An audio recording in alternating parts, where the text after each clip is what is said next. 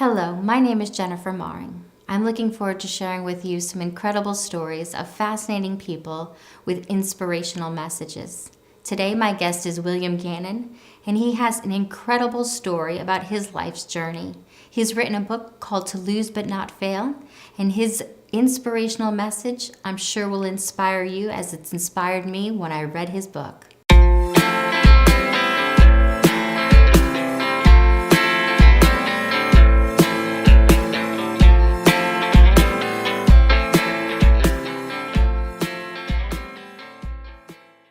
I am a seeker of amazing stories and incredible people and love to hear inspirational messages and, just meet and hear fantastic stories. So I'm really looking forward to sharing some time with a really great friend of mine, William Gannon, and he has a fantastic book out right now.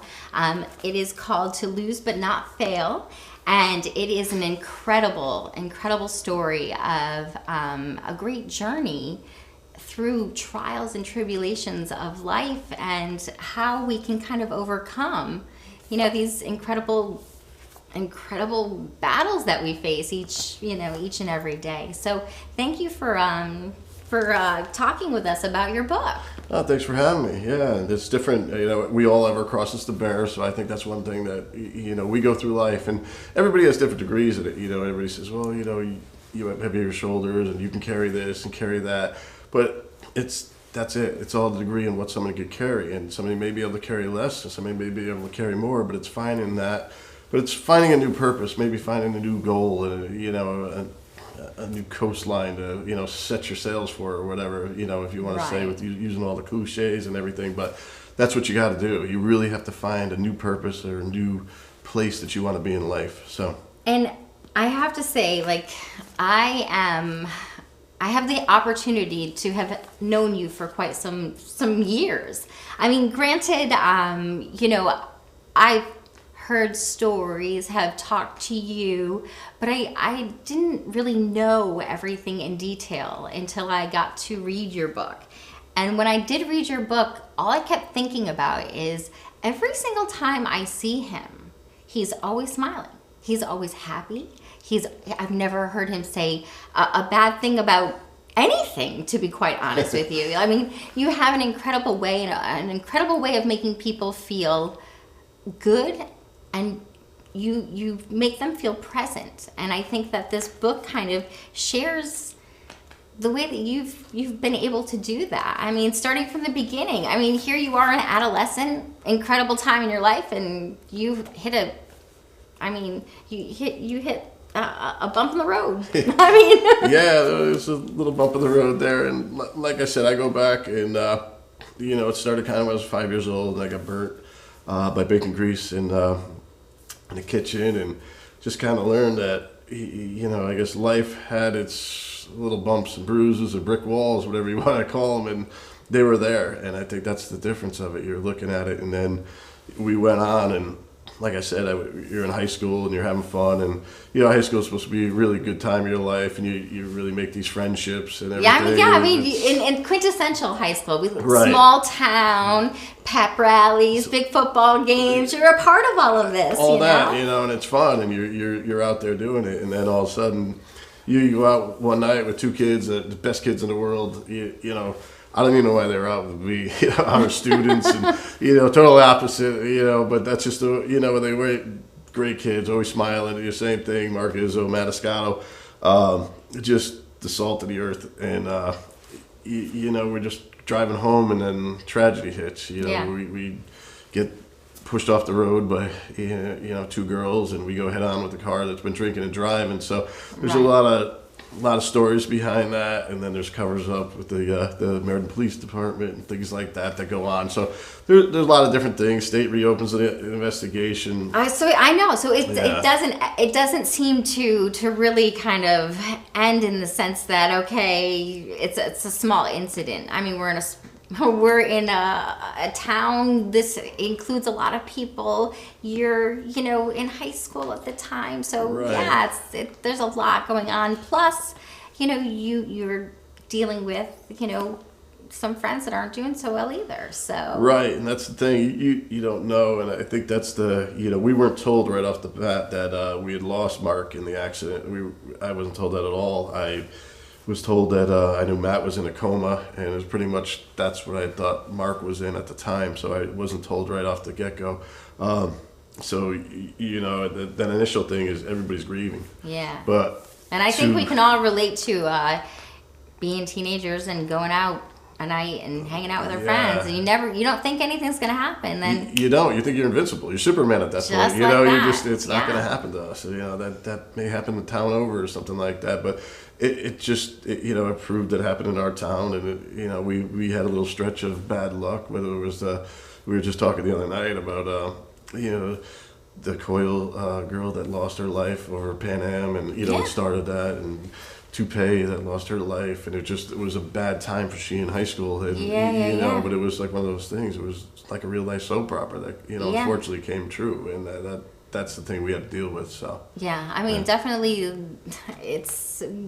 I guess we all have things that are going on in our life, and they're not always the easiest of things. That's for sure. No, they never are, and then they And after you got over that, like I said, you think about it. Well, I'm gonna, I started planning my new direction in my life, and I said, I'm gonna go this way, and want to start a family right after. I was fortunate to get out of the car. That was the one thing when I was in there. I was thinking, at least I never left anything behind, and always family became important. So I met my wife right after the year after the accident, and I fell in love. It was fantastic. So I was happy she liked guys that limp, and that was it. So it worked out, and we started a family, and things were good for a little while. Yeah, it wasn't too bad, and I lost a couple of my grandparents, my mother's side. I lost them first, and then. Lost my grandfather Gannon, and then. And you're a very close family man, so so it was tough. My grandfather and I were very close, and so losing him too was one of those things that was really difficult for me. And then things got a little worse, and I ended up finding my father. He had passed away, and I found him, and that was a difficult time. And then.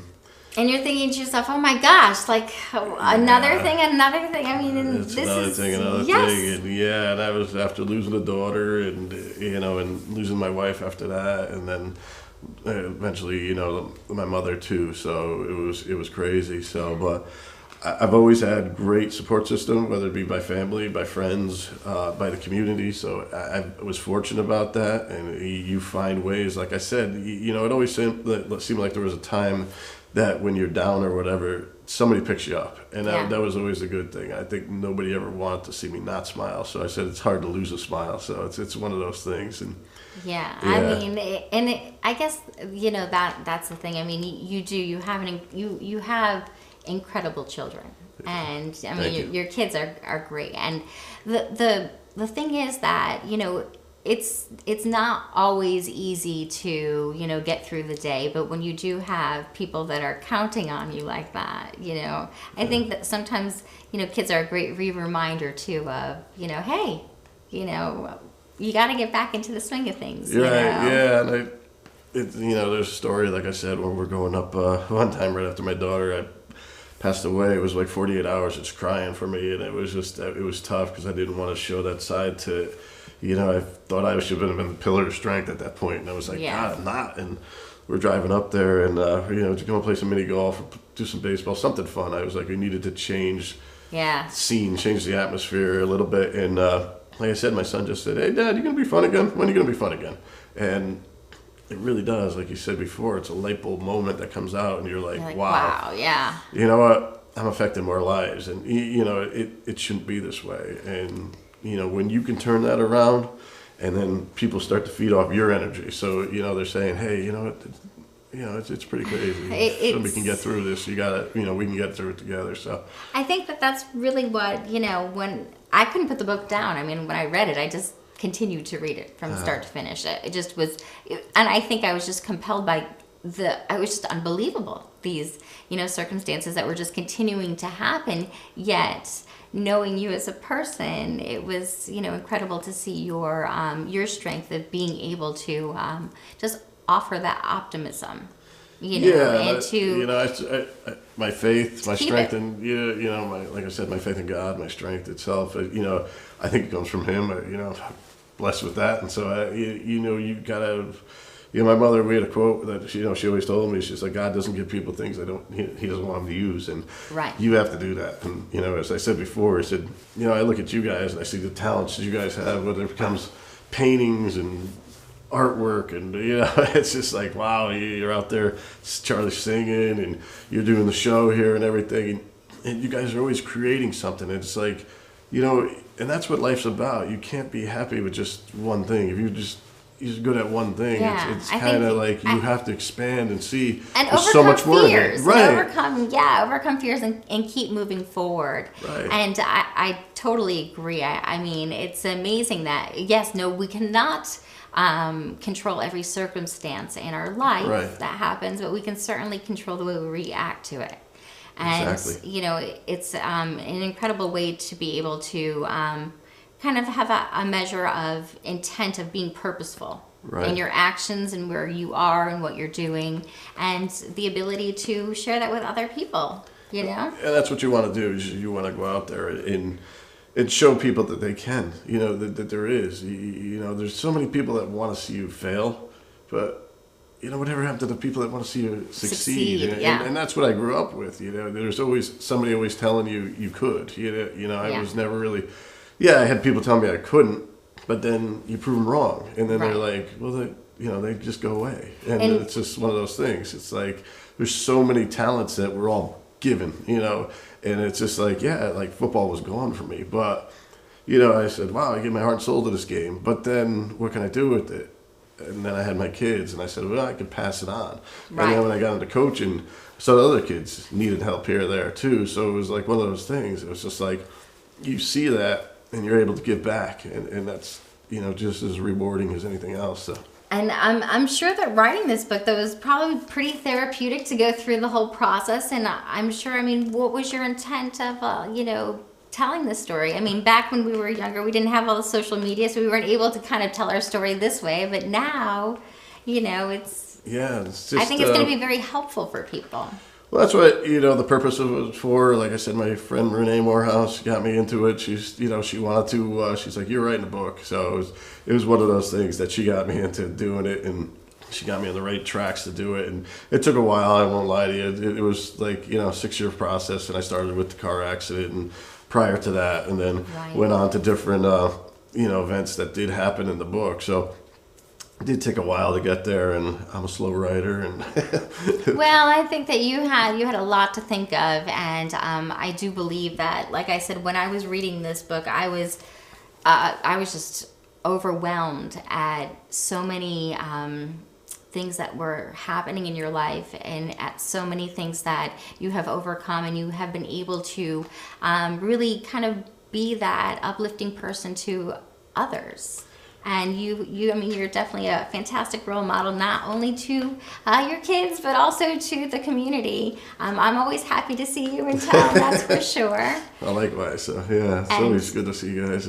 And where could people find this book? You can go to my website, williamjgannon.com. You can go over there and see it over there, or you can just go right to Amazon and type into "Lose But Not Fail," and they'll have it right there for you. So, and once in a while, I'm out and about doing signings around here. So, all any of those places you can find it. So, yeah.